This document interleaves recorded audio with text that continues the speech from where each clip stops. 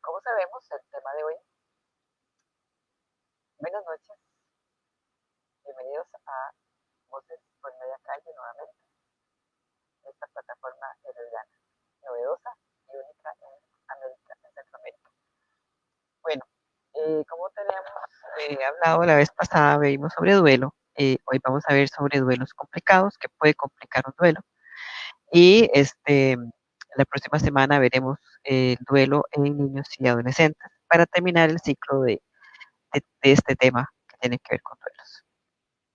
Ahora, con esta cuestión de la pandemia, pues es una de las variables que entran en juego para hacer duelos complicados. Ahora lo vamos a ver luego con las diapositivas.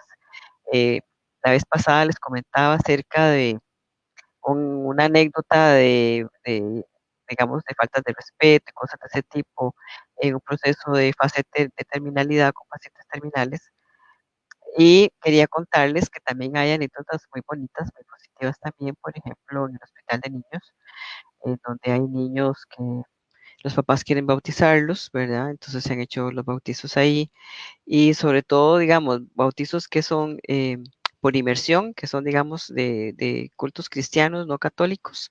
También se les facilitó todo un montón de cosas, de elementos que requerían y llegaba el pastor y demás, y se hacían los bautizos por inmersión también. Así es que hay muchas formas de ayudar a las familias y a los pacientes a tener un final decente, adecuado, bonito, sano, que les ayude a dar ese paso, ese salto a los pacientes y que la familia también tenga un chance así de consuelo y de paz que le ayuda a su proceso de elaboración del duelo. Bueno, para hoy tenemos también un invitado, don Olman Vargas, que nos va a acompañar el día de hoy, que ha pasado por una experiencia de duelo y él quiere compartir parte de su historia y de su proceso con su familia después de pasar por un duelo. Don Olman Vargas, bienvenido, buenas noches. Buenas noches, doña Mirna. Muchas gracias por la ¿Cómo me le invitación. va? Muy bien, gracias a Dios. Gracias por la invitación, ¿verdad, doña Mirna? Oh, gracias a usted por Sí. aceptarla. No, y Muy viendo, amable. sí, no, y viendo el programa tuyo la semana pasada, muy lindo y pues de ahí, aquí estamos para compartir un ratito con usted y con cada uno de los Birnautas en este programa tan lindo y tan especial que tiene usted todos los miércoles, ¿verdad? Ay, muchas gracias. Muchas gracias. Gracias por ser tan especial y por su tiempo y su espacio para compartir con nosotros su experiencia de vida, ¿verdad? Muchas gracias, doña Mirna. Para mí es todo un privilegio estar a la par suya, ¿verdad? Una maestra en todo esto de la parte de cuidados paliativos y toda su trayectoria que ha sido de vital importancia para muchas familias, ¿verdad? Muchas gracias. Y bueno, vamos a ver con respecto a su historia. ¿Hace cuánto usted vivió un importante proceso de duelo? Gracias, doña Mirna. Bueno, voy a atrasarme unos añitos, ¿verdad? Primero contarles, soy padre de familia de 3 chicos. En ese momento, mi esposa, bueno, mi tercer hijo es de una segunda nupcia que ahora les comento, pero en el momento en que tuvimos toda una situación complicada de salud con mi esposa fue cuando ella quedó embarazada para lo que iba a ser nuestro segundo hijo, doña Mirna. Entonces Ajá. tuvo una complicación en el embarazo y no se sabía qué era lo que tenía, pasó por todos los médicos, especialidades y nada, hasta que llegamos donde un neurólogo y él empezó a chequear a escasos 8 meses de embarazo, ¿verdad?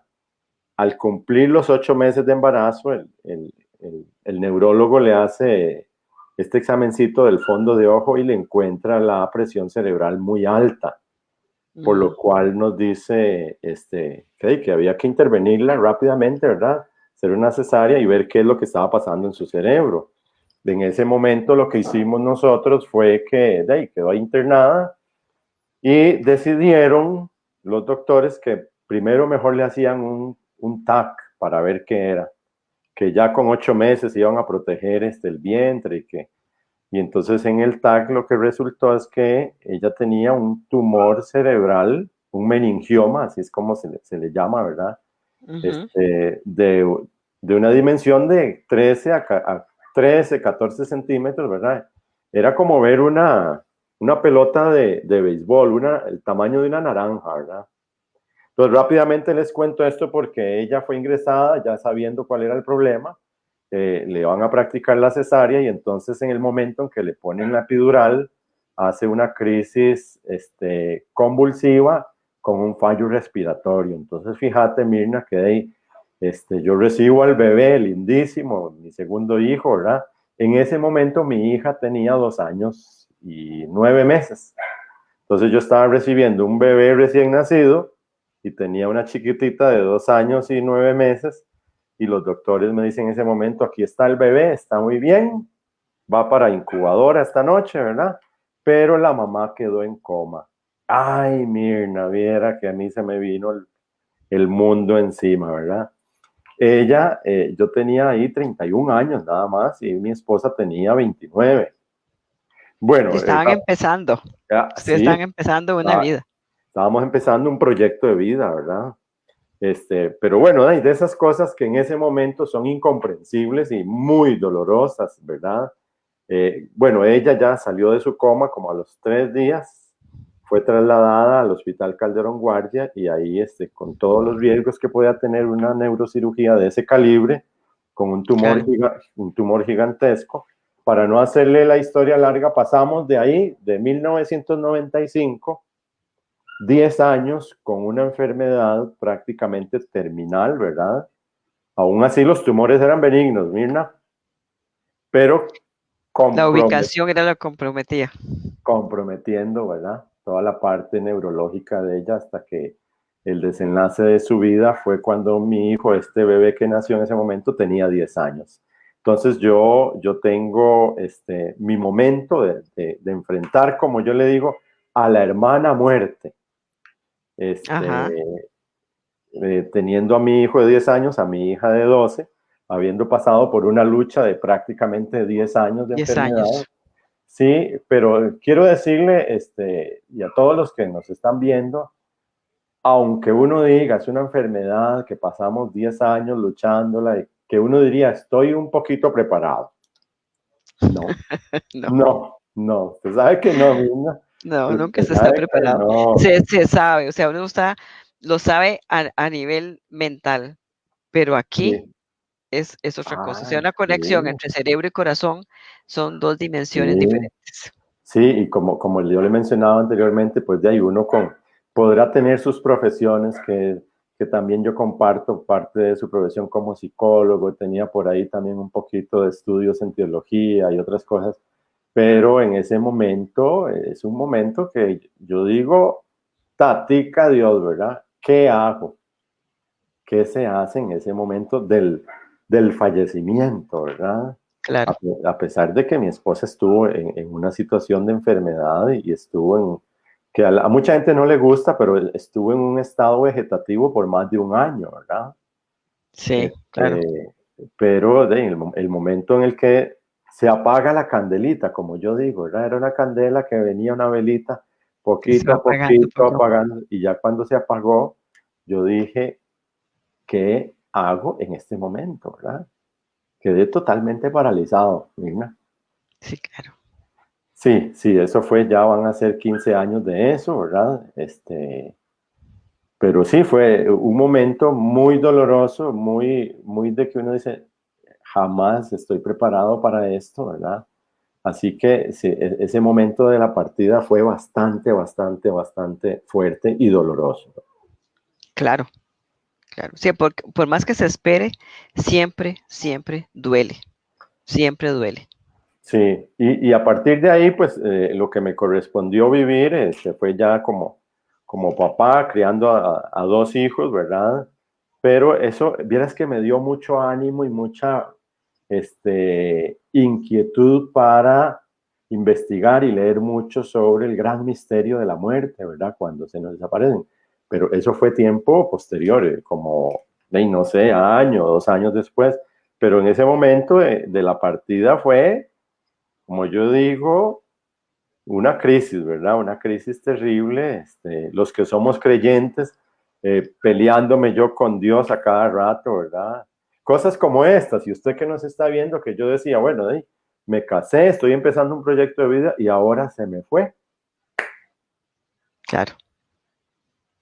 ¿verdad? Y un proyecto de vida con muchos altibajos que no tenían de ninguna manera planeado porque no sabían que iban a enfrentar un problema de salud por 10 años tampoco. Sí, correcto, sí, correcto, sí, sí, entonces ahí es donde uno, se dan cosas muy interesantes y se dan cosas muy lindas y positivas. Se empieza a crear, y yo viendo tus programas, Mirna, de semanas anteriores, se empieza a desarrollar una capacidad de resiliencia que uno no se imagina, pero que Claro, ahí va como yo digo, es una plantita, ¿verdad? Se va exacto. cultivando, se va haciendo cada día más fuerte, más grande, y entonces esa capacidad de resiliencia viene a aflorar en las épocas de crisis, ¿verdad? Y Exactamente. sí, eso fue algo que se pasó, que se vivió, ¿verdad? Y hubo momentos claves que en la vida cotidiana se ven, ¿verdad? La famosa negación, Sí. ¿verdad? Que como que la primera reacción fue, ok, no, no, no, no, no, no. Uno lo niega, ¿verdad? Uno entra en esa negación, ya después el dolor, después venía ya de notar las ausencias, ya los chicos pequeñitos, ¿verdad? A pesar de que se había vivido eso, teníamos un abordaje, un autoabordaje, como digo yo, de mucha paz, de saber que mamita ya había descansado de todo esto. Pero de ahí, bien o mal, nuestra vida giró en torno alrededor de ella, y Claro, ya no sabíamos, Mina, cómo vivir, ¿verdad? Sí, bueno, ya se nos fue el ser amado por el que por 10 años estuvimos alrededor de ella en función de, ¿verdad? Y entonces, bueno, ahora hay que revisar la vida, hay que revisar los planes, hay que revisar hacia dónde nos dirigimos. replantea Pero las rutinas. replantear rutinas, ver rutas, ver caminos, darse el derecho a llorar, darse el derecho a desahogarse, ¿verdad? A saber que somos frágiles, como personas somos frágiles, y démonos el derecho ya cuando se A tiene ese ser dolor, humanos, a ser humanos. a ser humanos, y como yo digo por ahí, que trabajo mucho con jóvenes, a no ser supermanes, ¿verdad? Esos son otros, esos solo en las películas. Sí. Sí, Ante el dolor y el sufrimiento, no se puede ser más que ser humano. O sea, si lo vemos, por ejemplo, si lo vemos desde una perspectiva espiritual o religiosa inclusive, como le digo yo, digamos, a algunas personas, bueno, el mismo Jesucristo lloró y pidió ayuda a Dios, sí, ¿verdad? correcto. En el huerto de los olivos, por ejemplo, pidió apoyo moral, o sea, oren conmigo. Y le dolió cuando los encontró dormidos porque no pudieron acompañarlo, por lo menos espiritualmente, en su proceso de duelo anticipatorio que estaba haciendo previo a lo que sabía que él esperaba, ¿verdad? Entonces, Correcto. es, eh, es imposible, o sea, es imposible no dolerse, no sufrir, no sentir. Y esa cosa tan natural que tenemos como humanos con respecto al sufrimiento, es lo que se requiere ahí de respeto, ¿verdad? De humanidad y de apoyo, y no descalificar diciendo, pero sos muy joven, pero de todas maneras estaba muy enferma y ahora está bien, está en paz, ahora ya no está sufriendo, ya ha pasado mucho tiempo, deje de estar sufriendo tanto. O sea, ese tipo de expresiones que comentábamos un poquito de eso también la vez pasada, no es respetar, no es validar ese espacio y ese tiempo importante que la familia o las personas requieren para hacer su proceso de duelo, porque cada quien tiene su proceso y tiene su Sí, tiempo para elaborarlo. sí, eso le iba a decir, que todos somos casos diferentes, ¿verdad? Es correcto, Hay personas que su proceso de duelo es tal vez un poquito más acelerado que otros. Eso no significa que los que tienen un proceso de duelo más extenso que estén mal, ¿no? Es decir, eso tiene que ver No, con personalidad, con temperamento, con muchas cosas, con ¿verdad? muchas cosas. Y otra cosa que es importante, que usted también lo enfocaba y en su momento, es que no hay que buscar culpables, no hay que buscar ninguna, es decir, nos correspondió vivir esto, ¿verdad? Es decir, esta es algo que la vida nos trajo, que nos va a enseñar para después aportarle a otros. Eso es como yo he empezado ya hace muchos años atrás, a verlo, ¿verdad? Y te decía, doña Mirna, que a investigar y todo, porque eh, ojalá que estemos de acuerdo, pero por ejemplo, a usted chiquitita la prepararon para la primera comunión. Bueno, primero prepararon a los padrinos para un curso de bautismo. Después nos mandaron al catecismo para que hiciéramos primera comunión, otro curso de confirma que llaman. Cuando uno se va a casar, lo mandan a un curso prematrimonial, ¿verdad? Pero para la muerte, para la partida de nuestros seres amados, no hay cursos. No, Entonces es donde, desde estas instancias que tenemos, con aportes tan valiosos como el suyo, doña Mirna, y el de otros profesionales y otras instancias, es que uno va un poquito ahí como entendiendo mejor, ¿verdad? Estos temas de las ausencias que cuando nos llegan, pero siempre es doloroso, siempre se vive el duelo, ¿verdad? En ese aspecto. Nadie nos va a eximir de eso, nos dicen. no. Y la única forma de eximirse es cuando uno no está y le tocarán a los dolientes que quieran asumirlo. Pero entre más años vivimos, más pérdidas vamos a experimentar, Ujú, ujú. inevitablemente. Correcto, sí, correcto. Y también es algo que hablaba un poquito yo de esa resiliencia, pero a la fecha uno sigue, cuando hay fechas especiales, que viene el cumpleaños, que viene que tal vez el Día de la Madre, son fechas que nos mueven, ¿verdad? Y que uno dice, Por supuesto. pucha, este, se pregunta uno cosillas, pero ya desde otro enfoque, pero siempre es una ausencia que uno va a llevar por el resto de sus días. Claro. O sea, el recuerdo permanece, pero digamos, la herida abierta ya no. O sea, uno ve la cicatriz y te recordás qué produjo esa cicatriz, qué herida tuviste en ese momento, pero ya no duele como dolió cuando uno se le abrió la herida, porque ya es una cicatriz, pero esa cicatriz es un recuerdo permanente del dolor que se sintió en el momento que se le avisó. Sí, sí, y siempre, bueno, yo lo vi en ese aspecto, porque en mi formación desde el colegio, yo me gradué aquí del Colegio Claretiano, entonces hubo una formación un tanto espiritual y todo, entonces esta parte espiritual que todos como seres humanos la tenemos en nuestra constitución, ¿verdad? Es muy importante porque se empieza a desarrollar y se empieza a crear un balance que nos va a dar un equilibrio como personas, ¿verdad? Esa parte espiritual, porque eso es un más allá y es un misterio que no logramos entender, ¿verdad? Pero esa parte espiritual también es muy importante que se fortalece, ¿verdad? Claro, es que, bueno, tenemos que recordar que nosotros somos biopsicosociales espirituales y en cuidados paliativos, por ejemplo, el enfoque de abordaje en los casos es biopsicosocial espiritual, siempre, siempre con esas cuatro variables, con esos cuatro ejes transversales, es que se dan las directrices para manejar los casos. Y la espiritualidad, bueno, puede ser que el paciente, digamos, o la familia sea no creyente, no importa, no importa no tener religión. La espiritualidad es una dimensión diferente que no tiene que ver nada con la religiosidad, ¿verdad?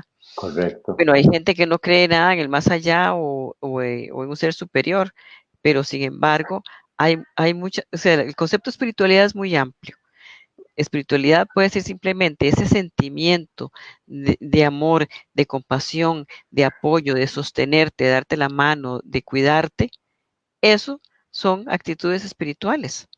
Sí, No estás correcto. pensando en un ser superior ni en una religión, pero ese amor y esa entrega y ese cuidado hacia la otra persona es espiritual, eso es espiritualidad también, ¿verdad? Correcto, Entonces, sí. es una dimensión muy grande y a veces la gente no se da cuenta, no es consciente qué tan espiritual son probablemente, ¿verdad? Cuando son personas solidarias, empáticas, cercanas, amorosas, compasivas, son seres muy espirituales, aunque no lo sepan o no lo crean o no lo entiendan. Pero esas son características de espiritualidad y esos rasgos y esas conductas son súper importantes en un proceso de duelo. Correcto, sí, totalmente de acuerdo. Y es algo que, que lo vivimos, es decir, no es solamente teoría, sino que yo puedo afirmarlo y categóricamente, ¿verdad? Es una área importantísima que en el caso nuestro, porque hablo de mi persona y mis dos hijos, nos ayudó, es decir, infinitamente, ¿verdad? En el seguir de nuestras vidas. Claro, claro, es como un bastón para sostenerse, para poder seguir caminando, porque hay que seguir caminando. Correcto. Sí, sí, hay que seguir. La vida continúa y los proyectos de vida continúan, ¿verdad? En ese aspecto. Pero sí, doña Mirna, básicamente, digamos, ahí, y otro de los motores que a mí me ayudó muchísimo en la vivencia del duelo, fueron mis dos hijos. Es decir, Claro. eran dos estrellas, dos tesoritos, ¿verdad? Eran dos motores que entonces me daban, y valga la figura popular que voy a hablar, eran la gasolina mía, ¿verdad? Para poder salir adelante, decir, estos chicos, tuve la bendición de tener a la mamá conmigo, tenemos estos dos muchachitos y vamos para adelante con ellos, ¿verdad? Y eso se constituyó en ese motor, en esa energía que también me daba a mí el impulso cada día, vivir eso sí, el día, aprender a vivir el día de hoy, ¿verdad? Para salir adelante. Definitivamente no solo la parte, digamos, espiritual y la parte de mucha red de amigos y gente de apoyo, pero enfocarse de que habían dos chicos pequeños por los cuales había que seguir para adelante, ¿verdad? Y bueno, pero por otra parte, o la contraparte de eso es que también usted era la gasolina para ellos. Usted también fue el motor para ellos. Entonces, es un sistema de retroalimentación mutua. Sí, Usted correcto. para ellos y ellos para usted. Y eso Sí, fue lo que los llegó a sostenerse para seguir adelante, o sea, para pasar de la etapa de desorganización que vimos la semana pasada a una etapa de organización y reorganización de todas las rutinas y de toda la vida y las metas, los objetivos y los planes de vida que se llevan a cabo. exactamente. Y pues yo lo digo y siempre lo diré, ¿verdad? Sí se puede. Cada uno de nosotros, pues es un caso, cada uno de nosotros tiene sus particularidades, ¿verdad? Y a algunos les toma más espacio-tiempo para pues pasar una etapa de duelo, otros tal vez la hacen un poquito más rápida, pero eso no hay nada escrito que diga es tanto, No, no hay nada escrito, esto es una historia de vida de cada uno de nosotros y desde mi experiencia, puedo decirlo al día de hoy, una etapa de un gran aprendizaje, de formación de carácter para los tres, ¿verdad? Para mis hijos, para mí y también las personas de alrededor, ¿verdad? Que son influenciadas positivamente por un ejemplo de vida, pero que es vida real, ¿verdad? No es nada que nos inventamos, es vivirla y enfrentarla. así es. Y eso es resiliencia también, ¿verdad? Es, Entonces, sí, sí, como decíamos, o sea, pasar uno por un proceso difícil de cualquier tipo y sacar la enseñanza y las fortalezas de esa experiencia, no solamente me sirven a mí como persona, sino además como ejemplo para otros. También es ser uno como un faro en el camino de otros. Uno nunca lo sabe, uno nunca se da cuenta en sí, realidad de esas cosas. Pero muchas veces la gente que mira esas historias de vida o se enteran de esas historias de vida, a veces les sirven de base y de sostén, de guía para poder continuar, para seguir adelante, para creer, para pensar, para tener seguridad, para tener confianza y para poder decir, como usted dijo, sí se puede. Sí, Lo claro. importante es no estar solo. No estar solo, ¿verdad? No aislarse, no, no, no, Dios guarde, si nos aislamos nos puede ir como un poquito peor, ¿verdad? Cuesta más Cuesta más, sí. y puede doler más. Sí, puede doler más y no vamos a ver la cicatriz con esa figura tan linda que usted usó, doña Mirna, no vamos a ver la cicatriz más rápido porque vamos a tener la herida más abierta conforme pasa, entonces son procesos y queda ahí, como yo siempre digo, que tatica Dios, ¿verdad? O como usted le quiera llamar, ese ser supremo, o sea quien nos dirija y nos ayude, ¿verdad? Y nos fortalezca. Así es, así es. Y bueno, para los no creyentes, aunque sea creer en uno mismo y tener fe en uno mismo y apoyarse en uno mismo y en mi red de apoyo familiar o comunitario, es importante para crecer y salir adelante. Y eso también se llama espiritualidad. Exactamente. Muy bien. Así es. Pues muchísimas gracias, don Olman, por compartir, por su experiencia, por su tiempo, por su amor y por su espiritualidad también, Muchas al gracias. dar, a ser un ejemplo para ilustrar la temática que nos ha ocupado en estas 2 semanas. Muchas gracias, Muchísimas gracias. doña Mirna, muchas gracias y siempre, como siempre lo he dicho, ¿verdad? Este programa tuyo de fuerza interior, hace un gran aporte para nuestras vidas, ¿verdad? Para salir adelante en todas las situaciones que diariamente enfrentamos. Así que gracias, doña Mirna, por invitarme en estos minutos, compartir humildemente esta experiencia y también decirle a los que nos están viendo que aquí estamos para servirles en Voces por Media Calle. Gracias, doña Mirna. Muchas Hasta luego. gracias. Buenas noches. Bueno, vamos a continuar entonces con nuestro tema de duelo complicado. Bueno, el caso de don Olman, pues es un buen ejemplo, una buena ilustración del tema anterior acerca de un duelo normal, común y corriente, un proceso de duelo eh, normal, ¿verdad? Digamos, sin complicaciones, sino que con el dolor y las complicaciones propias de ese proceso, pero no más allá de eso, no con tantas dificultades. Un duelo complicado son los duelos que llevan más tiempo de elaboración. Habíamos hablado que los duelos tienen que ver, el proceso de duelo tiene que ver con el vínculo, con apegos y con otro montón de que simbolizaba para mí el objeto perdido o la persona perdida o la circunstancia perdida en ese momento. Eso va a hacer que mi tiempo de elaboración varíe a que aumente de días, de meses o años. Normalmente lleva 2 años, de 1 a 2 años, 2 años y medio, por ahí, ¿verdad? Ya si son 3, 4, 5 años y yo sufro ese proceso como si fuera casi el primer año, el primer día, yo estoy haciendo un duelo complicado, ¿verdad? Entonces, ejemplos tenemos un montón, digamos, personas que tienen, digamos, se murió alguien de la familia hace 7, 10, 12 y 15 años, por ejemplo, y esa persona todavía tiene el cuarto igual, cambia la ropa de cama, le lava y le lava la ropa, se le plancha la ropa, se cocina para esa persona, que se pone la mesa donde se acostumbraba esa persona a sentar, que el cepillo de dientes, etcétera, etcétera. Una serie de rituales de cotidianidad a lo largo de los años, a pesar de la ausencia de la persona, ¿verdad?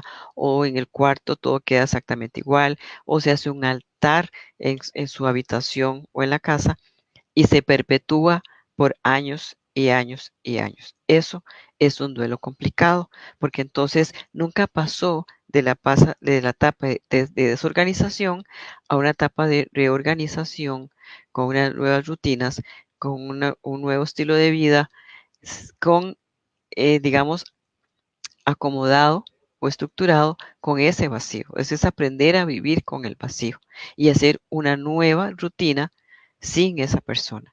Si yo continúo mi rutina de vida como si la persona estuviera a lo largo de los años, yo estoy haciendo un duelo complicado. Entonces, no es fácil de definir y delimitar qué es un proceso de duelo complicado porque son muchas las variables que entran en juego, ¿verdad? Bueno, el apego, el vínculo, el símbolo, el significado, el, digamos, es en el caso de fallecimiento, las variables que entraron en juego en ese fallecimiento, si fue esperado, si fue inesperado, si fue traumático. Por ejemplo, estas situaciones de pandemia, que no se puede visitar a las personas, no se puede visitar a los pacientes, no se puede acompañar, no se puede estar con ellos, es una cosa que te toma por sorpresa, no puedes hacer un funeral, no puedes estar acompañado con tu red de apoyo, de contención para el funeral. Todas esas variables pueden favorecer al llegar a elaborar un proceso de duelo complicado. El caso de las chicas estas que han desaparecido y que aparecen luego muertas y las formas traumáticas en que fallecieron y las circunstancias en que se dieron, esos son posibles duelos complicados para la familia. Es muy difícil superar esas situaciones. Son variables que entran en juego que hacen que un duelo sea más difícil, más duro, más severo, con mayor sufrimiento, ¿verdad? Y si la familia no es tan resiliente, pues le va a llevar más tiempo. Pero de todas formas, en sí, todas esas variables hacen que la elaboración del duelo lleve más tiempo del usual. Puede aparecer y expresarse de diferentes formas y a diferentes niveles. La siguiente laminita. Duelo normal y duelo complicado son reacciones que se entrelazan. O sea, hasta dónde es un duelo normal y a dónde empieza el duelo complicado es una línea muy delgada, es una línea muy fina que no es como tan fácil de definir y diferenciar como poner una pared de aquí para una raya, ¿verdad? Pintar una raya, así de aquí para acá es normal, de aquí para acá es complicado. O sea, hay una fase entre la desorganización y la fase de organización que, hay una fricción ahí donde hay variables que calzan con una y con otro proceso. Y es el tiempo el que va a definir, de acuerdo a las condiciones que se dan, las características de conducta que se dan, si se va dirigiendo hacia un duelo complicado y dejó de ser un duelo normal, cuando esa dificultad para pasar de la etapa de desorganización a la de organización se alarga significativamente. La siguiente. La naturaleza de la relación entre el doliente y el difunto es la clave.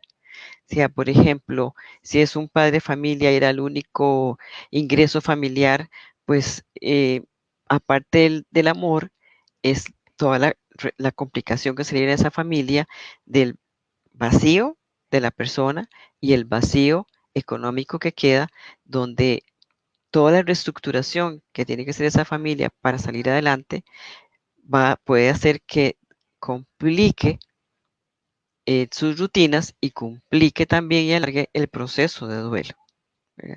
Si es una persona muy especial, muy amada, muy particular, pues el vacío va a ser muy profundo, porque es un vacío que se va a sentir no solamente en su núcleo familiar, sino en toda la red familiar también, toda la familia extensa también. Entonces, ese acompañamiento ayuda, pero el vacío también es muy grande. Como también puede ser que sea una persona que no era querida, que era una persona muy malvada, por decir de alguna manera, un agresor o alcohólico, o no trabajaba o lo que sea, y no había una buena relación, ¿verdad? Entonces la gente puede decir, bueno, qué alivio, se murió y entonces ahora se acabó el problema. No, a veces quedan remordimientos, quedan enojos, quedan culpas, y eso hace que también se pueda hacer un duelo complicado. No solamente es el amor hacia la persona que puede llevarte a un duelo complicado, sino también el odio que se le tenga a la persona también te puede llevar a un duelo complicado. O por ejemplo, si fue un suicidio, entonces también queda una serie de vacíos y de preguntas sin respuestas y de culpas que hace que también la familia pueda elaborar un duelo complicado. La siguiente. La naturaleza de la relación está dada por tres factores: la fuerza del lazo afectivo, la seguridad de la relación y la ambivalencia. Digamos, la fuerza del lazo afectivo es esa intensidad del afecto, de la convivencia, de las rutinas compartidas. La seguridad de la relación es todo lo que simboliza para mí. todo lo que representa para mí. Es la persona que me retroalimenta positivamente, es la persona que acompaña, es la persona con la que comparto, es la persona que me inspira confianza, es la persona que me da apoyo. Entonces, es la persona que me da seguridad económica también, ¿verdad? Entonces, eso hace que el vínculo, el lazo sea de más dependencia y de más fuerza, por lo consiguiente, el mayor vacío cuando la persona no está. Y la ambivalencia también tiene que ver relaciones, por ejemplo, de amor-odio, ¿verdad? De que te necesito, pero no te quiero. O te quiero y te necesito, pero no me gusta tu forma de decir tales y cuales cosas. O te amo, pero no te necesito. Te odio, pero te necesito. Te amo, pero es que me resiente esto y esto y esto y esto. O sea, con situaciones dolorosas no resueltas a lo largo de la relación, donde hay una ambivalencia en ese vínculo, donde no, digamos, puede ser que te amo, pero no tengo seguridad, no me das esa seguridad, ¿verdad? Puede haber un lazo afectivo, pero no hay un lazo de apoyo. O no hay una seguridad y una garantía económica a pesar del afecto que se da. Entonces, esas situaciones ambiguas en una relación, esas ambivalencias, también es una variable que puede entrar en juego para llegar a un duelo complicado. La siguiente. A mayor intensidad del lazo afectivo, mayor será la intensidad en la elaboración del proceso de duelo. Entre más apego tengo yo hacia esa persona, entre más cosas me apegan a ella, la seguridad, la economía, la confianza y el amor, cosas compartidas, rutinas, este, proyectos de vida, trabajos, etcétera, entre más cosas en común teníamos, pues más difícil va a ser al final también mi proceso de duelo, porque son más vacíos, son más cosas para elaborar, más variables que entran en juego para reorganizar mi vida. No solamente es uno o dos o tres aspectos, sino que todos los aspectos de mi vida están relacionados ahí. Es como poner todos los huevos en una sola canasta, ¿verdad? Si es la persona que me retroalimenta positivamente, que es la persona que me da confianza, que me ayuda a mi autoestima, inclusive en mi seguridad, en mi proyecto de vida, si esa persona se va, el doliente va a quedar como en el vacío, en el aire, no va a tener de qué agarrarse, porque toda su seguridad, su autoconfianza y su autoestima, inclusive, y su autovaloración, estaban depositadas en lo que esa otra persona le brindaba. No es algo que haya interiorizado, no son mis recursos internos, sino que esas proyecciones están depositadas en la otra persona. Al no estar esa otra persona es como si una parte mía también se fue y no tengo yo cómo creer en mí mismo, cómo amarme a mí mismo, cómo confiar en mí mismo para agarrarme de mí mismo y seguir adelante. Entonces, cuando hay una relación de codependencia, esa situación de duelo se complica enormemente, porque entonces el doliente queda totalmente en el vacío, en el aire, no tiene de a dónde agarrarse, no sabe cómo empezar, es como partir de cero. ¿Cuán necesario era el difunto para el bienestar del doliente y la propia autoestima? Bueno, es lo que acabamos de decir, ¿verdad? O sea, si todo mi yo, todo mi ser está depositado en lo que esa persona me daba, yo quedo vacía. Por eso, construirse uno mismo, creer en uno mismo, la autoestima, la autoconfianza, que era lo que hablamos en las dos primeras conferencias o charlas en las primeras semanas de agosto, son importantes. ¿Qué es lo que yo construyo a lo largo de mi vida? ¿Qué es lo que yo aprendí de la dinámica familiar con respecto a los duelos también, con respecto a mí mismo, a mi autoconfianza? ¿Verdad? Eso es importante, porque si mi autoconfianza y mi autoestima está depositado en lo que el otro me refleja a mí, yo quedo en el aire, ¿verdad? Entonces, es importante eh, tener una relación paralela con la otra persona, pero no diluida, en donde yo me pierdo en esa relación, sino que yo mantengo también mi individualidad, mi yo, paralelo a esa persona y construimos juntos un proyecto de vida, pero sin dejar de ser cada uno quien es, ¿verdad? Yo no puedo dejar de ser yo para que el otro me asuma, porque cuando esa persona no esté, yo me va a costar muchísimo más a mí parar en tierra firme y seguir adelante. Toda relación interpersonal tiene forzosamente algún grado de ambivalencia, siempre. Siempre hay pero, siempre hay una cosa que no calza, siempre hay algún disgusto, siempre hay algún resentimiento, siempre hay algo que no está bien, no, no todo es perfecto, por supuesto, siempre habrá cosas ahí que no, y por ser figura de autoridad, porque tiene un rol de mando, porque ese es el alfa y yo no, y hay cosas en las que no siempre vamos a estar de acuerdo y puede haber algún grado de ambivalencia. ¿Qué intensidad de ambivalencia hay? ¿Qué tanto yo me guardé eso y no lo dije, no lo hablamos, no lo resolvimos? Esa persona se va y eso quedó ahí sin resolver y me quedó a mí todo ese tarugo adentro sin saber qué hacer con todo eso que nunca dije, que nunca hablé, que nunca resolví y que me puede generar inclusive miedo, culpa, desconfianza, duda, temor para seguir adelante. Factores que influyen en la elaboración de un proceso de duelo complicado. Bueno, por ejemplo, el tipo de muerte, la situación de la muerte, las circunstancias, la distancia, si está en otro país, si fue una guerra, si fue un secuestro, si fue algo inesperado, si fue un accidente. ¿Quién es la persona que fallece y su rol en la vida del doliente es, digamos, la primera variable, la más importante? Pero el modo de la muerte, si fue una muerte natural, si fue homicidio, si fue suicidio, si fue accidental, si fue en una guerra, si fue en otro país, si fue en una pandemia, todo ese tipo de cosas va a hacer que el proceso se profundice más, que la etapa de desorganización sea más prolongada de lo normal. Entonces, eh, ¿cómo voy a reorganizarme a pesar de todo eso? ¿Y qué tiempo me va a llevar? Va a tener que ver mucho con el vínculo que tenía con esa persona y las variables que entraron en juego para su desaparición o su fallecimiento.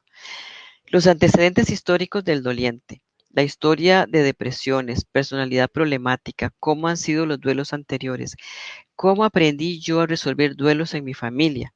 Si el aprendizaje fue que los duelos son una tragedia o todo tipo de pérdidas en general o todas las frustraciones de la vida en general son una tragedia terrible que se van jalando a lo largo de la vida, que pasan los años y nos seguimos lamentando de las mismas situaciones, yo no tengo interiorizado eso, no tengo esos recursos internos para enfrentar un duelo. Si yo tengo historias de depresión, si yo tengo una personalidad problemática, un carácter difícil, eh, donde no tengo una baja tolerancia a la frustración, va a ser una variable que entra en juego para complicar mi proceso de duelo.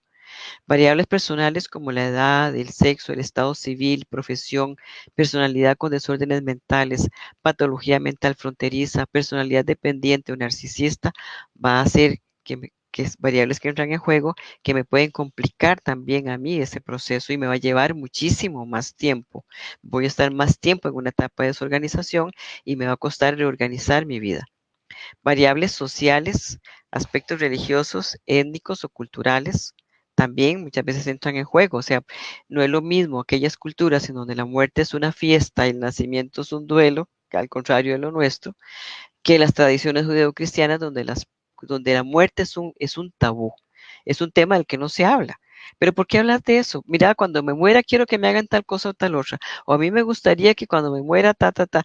Pero ¿para qué hablas de eso? Si no te estás muriendo, si no sabemos cuándo va a pasar eso, o de eso no se habla, o no te preocupes, o no, yo no quiero que hablemos de, o sea, es un tabú, es algo que no siempre se puede hablar, que no siempre se puede resolver, que no siempre se puede dejar dicho para resolver las cosas a nivel familiar porque la gente no quiere hablar de eso. Entonces tampoco va a ayudar a ese proceso para fluir con lo que es una realidad, porque la muerte es lo único seguro que tenemos todos. O sea, nadie se puede brincar esa etapa. Todos tenemos que pasarla, todos tenemos que vivirla, queramos o no queramos.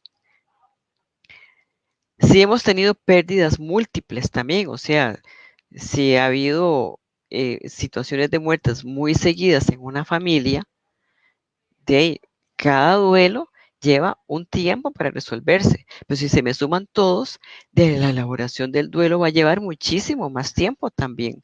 Son muchos vacíos, son muchos vínculos, son muchas circunstancias, son muchas nuevas rutinas que habría que elaborar para reacomodar mi vida a la ausencia de muchas personas a la vez. Y dependiendo de qué significaba y qué vínculo tenía yo con cada una de ellas, vamos a tener un tiempo diferente también. Por eso el decir de que ya ha pasado mucho tiempo, usted debe ya de rehacer su vida o dejar de llorar, no es válido, porque el duelo es totalmente personal e individual y cada quien tiene su tiempo, su espacio y su modo para vivirlo y para elaborarlo. Ciertamente, más de 3 o 5 años no está bien, o sea, algo está pegado ahí que no se ha resuelto, pero aún así tenemos que apoyar, dar ayuda, dar contención, comprender y tratar de ver cómo ayudarle a esa persona a elaborar ese proceso y acortar un poco ese tiempo, pero no decirle ya, suficiente, o sea, eso no se vale, eso es un irrespeto, eso es una desconsideración. Cuando no hay conducta social de apoyo, como el caso del suicidio, el SIDA, el aborto, la política o la pandemia, ¿qué es esto? Puedo ser un duelo complicado, por ejemplo, si hay un suicidio. Si hay un suicidio, no hay tanto apoyo social. Inclusive, hubo momentos en la historia católica en donde a la persona que se suicidaba no se le hacía funeral, no se le llevaba a la iglesia, porque eso era un pecado, había muerto en pecado y por consiguiente no era merecedor de un funeral o de pasarlo a la iglesia. Entonces, ya a nivel espiritual ya había una traba ahí para que la familia, tras que hubo un suicidio y todo lo que eso deja y conlleva en una familia, que es muy complicado, además no puede hacer todo su ritual religioso para darle una santa sepultura a su ser querido, ¿verdad? El SIDA también, digamos, una persona que moría de SIDA ahora, pues ya no es tanto porque ya, digamos, eso tiene el SIDA es una enfermedad crónica y no antes que era una cuestión mortal, o sea, el que tenía el virus de inmunodeficiencia humano ya tenía la certeza de muerte escrita en su frente, ¿verdad? Y era un tabú también que tenía que ver una enfermedad asociada a sexo, entonces ese tabú sexual hacía que el morir de SIDA o tener SIDA era algo que tampoco se podía hablar y por lo consiguiente tampoco había una conducta social de apoyo para esa familia y mucho menos para el paciente, ¿verdad? El aborto, como el aborto es algo ilícito, y tiene un montón de connotaciones en torno al aborto y al derecho a la vida, etcétera, a una persona que ha tenido un aborto lo tiene que esconder, no lo puede publicar, no puede llorar públicamente, deme consuelo, perdí, hice un aborto, maté a mi hijo, lo que sea, este, no tiene una conducta social de apoyo tampoco esa persona, tiene que ser un duelo, tragárselo y vivir con eso también porque no hay con quien hablarlo, porque probablemente casi nadie te va a dar un apoyo y una contención adecuada en ese proceso de duelo. Los duelos, digamos, a nivel político también, digamos, de cárcel, de fusilamientos, de que los mandan a otro país, etcétera. O sea, hay cosas políticas que no se pueden hablar, que no se pueden decir y por lo tanto no vas a tener un apoyo social importante en ese proceso.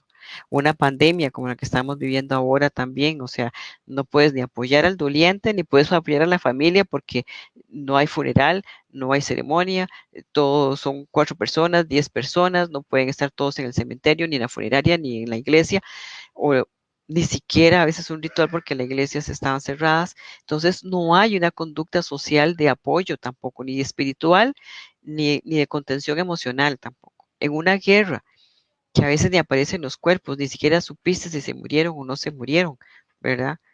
No hay una contención ahí tampoco social, ni económica siquiera a veces, ¿verdad? Un duelo crónico es aquel con una excesiva duración que no llega a terminar en forma satisfactoria. Eso es un duelo complicado, un duelo crónico que te lleva un largo tiempo, una excesiva duración para llegar a terminar en una forma satisfactoria, si es que llega a terminar en una forma satisfactoria, porque hay algunos procesos de duelo que nunca lo llegan a tener. ¿Por qué? Bueno, una de las situaciones que puede entrar en juego también es un aspecto que vimos en la primera charla, en la primera semana de agosto, con respecto a la necesidad de aceptación y reconocimiento, que es como el oxígeno que respiramos, que es como el oxígeno emocional o psicológico de todos, que es importante para todos saber que existo para alguien. Y a veces recibimos atención o apoyo a través de dolencias, a través de enfermedades, a través de quejas, a través de sufrimiento, a través de estar mal, yo recibo apoyo, recibo contención, llamo la atención de una manera no asertiva, pero recibo lo que necesito. Me refuerzan esa conducta de permanecer en un proceso de duelo interminable para que la gente esté encima mío, para que la gente me resuelva, porque pobrecito, pobrecito yo, entonces pobrecita esta chiquita, esta muchacha, esta señora, este señor, entonces hay que darle, hay que hacerle, hay que resolverle, hay que comprenderlo, hay que, ¿verdad? Porque sufre eternamente. Entonces a eso también atrasa un duelo, ¿verdad? Si yo tengo una necesidad de aceptación y reconocimiento alta, es porque tengo una problemas de autoimagen, de autoestima y de recursos internos para elaborar procesos. Duelo encubierto o enmascarado. Las personas experimentan actitudes, conductas y síntomas que dificultan la interacción con los demás y no logran reconocer la relación entre estas actitudes y la pérdida del ser querido. Y esto es muy frecuente en las figuras masculinas, porque a veces los hombres, como se les dice que no pueden llorar, o tiene que ser el fuerte de la familia, si yo lloro, todos los demás van a descompensarse, muchas veces ocultan su duelo y se vuelven trabajólicos, además, ¿verdad? Entonces, canalizan todo ese sufrimiento a través del trabajo, se quedan en la oficina, llegan más tarde, o se ponen muy enojones o muy enojonas también, ¿verdad? Para que no hablar del tema y ¿cómo se llama? Hacer como el teatro de soy fuerte, no me interesa o no me importa o no hay que llorar, etcétera. Entonces yo estoy encubriendo o enmascarando ese duelo, lo estoy disimulando para protegerme o para proteger a otros también, ¿verdad? Y no se vale. El duelo es algo muy humano, es algo muy natural, es muy normal, es el duelo, como dice su nombre, duele. Y si duele, hay que llorarlo, hay que sufrirlo, hay que sentirlo. Si no lo saco, no lo elaboro. Y si no lo elaboro, me va a enfermar y voy a sufrir más tiempo de la cuenta. A veces también se hace una depresión sonriente, ¿verdad? Que hablan de la situación como que, ay, vieras qué increíble, ¿no? Se me murió toda la familia, hubo un accidente y hasta me quedé solo, ¿no? Es, jajaja. Existe eso, o sea, está el shock a veces, ¿verdad? O a veces por no dar a conocer y no reconocer en mí mismo cuánto me duele, a veces enmascaro y hago hasta una depresión sonriente. Desarrollan síntomas no afectivos y que son equivalentes al duelo. Por lo general se manifiesta con síntomas físicos o enfermedades, conductas aberrantes o mal adaptadas. Entonces a veces se somatiza el dolor, se somatiza el sufrimiento. Si lo que yo trago no lo digiero, me enferma. Las emociones tragadas, no digeridas, no procesadas, no expresadas, también enfermas. Con síntomas físicos, con enfermedades, puede inclusive en un duelo fuerte, en una etapa de shock severa, de pérdida, puede inclusive hasta desarrollarse cáncer. ¿Por qué? Porque eso afecta al sistema inmunológico y al bajar mi sistema inmunológico yo quedo vulnerable y puedo desarrollar un montón de enfermedades, ¿verdad? O si tengo problemas de personalidad o problemas mentales, pues voy a tener conductas aberrantes o mal adaptadas, como por ejemplo inclusive hacer un brote psicótico, ¿verdad? O una depresión psicótica. Eso puede pasar. Claves para el diagnóstico de un duelo no resuelto. La persona no puede hablar del difunto sin experimentar el dolor como si fuera hoy.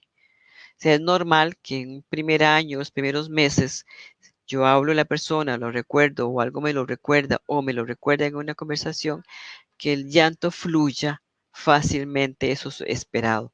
Pero 5 años después, no es exactamente lo esperado. Puede pasar eventualmente, puede haber algún lagrimeo, puede haber una nostalgia, eso es normal. Pero un llanto profuso como si se acabara de morir, no es lo esperado. Algo pasó. Pudo haber alguna sumatoria de variables también por ahí que motivara u otros duelos, u otras pérdidas de algún tipo que se suman y estoy emocionalmente vulnerable y puede hacer que me pase. Y no necesariamente es un duelo complicado. Pero si es siempre, es sistemático que con esa persona la conversación me lleve a llanto a pesar del tiempo, yo estoy hablando de un duelo complicado. Un evento de menor cuantía hace saltar una intensa reacción de duelo.